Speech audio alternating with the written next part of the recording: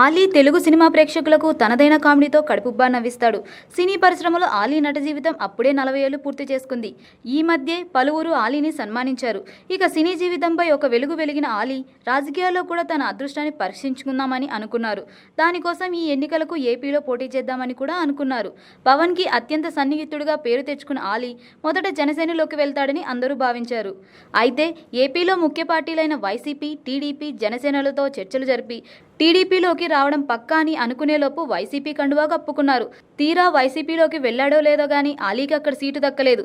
దానితో ఇప్పుడు ఆ పార్టీలో ఉండాలా వద్దా అని ఆలోచిస్తున్నారనే వార్తలు వస్తున్నాయి. ఇప్పటికే టీడీపీ, వైసీపీ పార్టీలు తమ అభ్యర్థులను ప్రకటించాయి.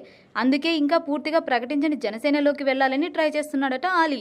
ఇందుకు గాను పవన్కి కాల్ చేసినట్టు, అందుకు పవన్ మనం ఒకసారి కలిసి ఇద్దరం కూర్చొని మాట్లాడుకున్నాక నిర్ణయం తీసుకో అని అన్నాడట. ఇందులో నిజమెంతో తెలియదు కానీ ఒకవేళ ఇదే నిజమైతే ఆలీకి పవన్ ద్వారా అయినా పోటీ చేయాలన్న కోరిక తీరుతుందేమో.